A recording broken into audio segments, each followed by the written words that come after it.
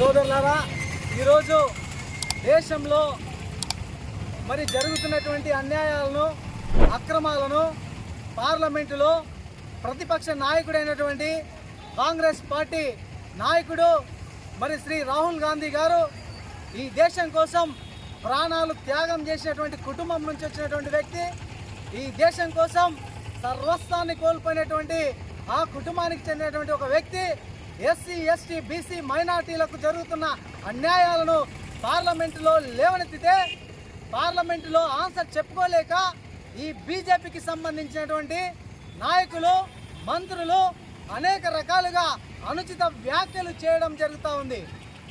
చూడండి, వినండి ఒకసారి సోదరులారా. మరి పార్లమెంటులో ఎస్సీ, ఎస్టీలకు, బీసీలకు, మైనార్టీలకు సమానమైనటువంటి న్యాయం జరగాలి, అందుకోసం కులగణన జరగాలి అన్నప్పుడు మరి నువ్వు నిజంగా ఈ దేశాన్ని పరిపాలిస్తున్నటువంటి ఒక ప్రధానమంత్రిగా బీజేపీ నాయకులు ఉన్నారు. మరి బీజేపీ నాయకులు మేము అడిగినటువంటి ప్రతిపక్ష నాయకుడైనటువంటి డిమాండ్లో ఏమన్నా అన్యాయమైనటువంటి డిమాండా? అంతా కూడా ఆస్తులన్నీ కూడా, సంపద అంతా కూడా కొంతమంది వ్యక్తుల దగ్గర కేంద్రీకృతమైంది. అందుకోసం ఆర్థిక అసమానతలు ఉన్నాయి దేశంలో.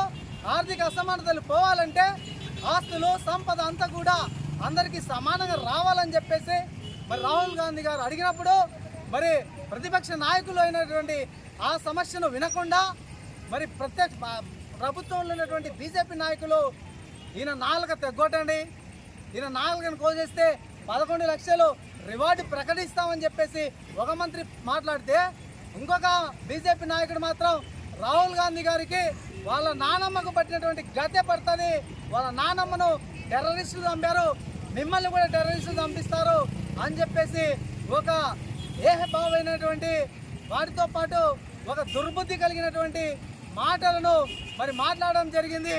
కొంతమంది ఏమో టెర్రరిస్ట్ అని చెప్పేసి రాహుల్ గాంధీని మరి ఈ విధంగా శాంతి భద్రతలకు భంగం వాటిల్లే విధంగా మాట్లాడుతున్నటువంటి బీజేపీ నాయకులు నిజంగా సిగ్గుతో తలదించుకోవాల్సినటువంటి అవసరం ఉంది. రేపు ఈ దేశంలో 5 రాష్ట్రాలకు ఎన్నికలు జరగబోతూ ఉన్నాయి. ఈ 5 రాష్ట్రాలలో మరి రాహుల్ గాంధీ గారికి, కాంగ్రెస్ పార్టీకి మంచి క్రెడిబిలిటీ ఉంది.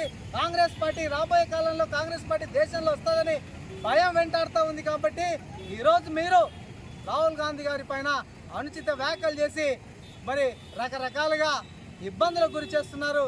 కాబట్టి ఖబర్దార్ బీజేపీ నాయకులారా, ఖబర్దార్ బీజేపీ మంత్రులారా, బీజేపీ పార్టీకి మద్దతు ఇస్తున్నటువంటి నాయకులు నిజంగా ఒక్కసారి ఆలోచించండి. రాహుల్ గాంధీ గారు మాట్లాడినటువంటి మాటను ఒకసారి పరిశీలన చేసుకుంటే ఎవరి కోసం మాట్లాడాడు? మనందరి కోసం మాట్లాడాడు. ఒక పేద, బడుగు, బలహీన వర్గాల కోసం మాట్లాడాడు.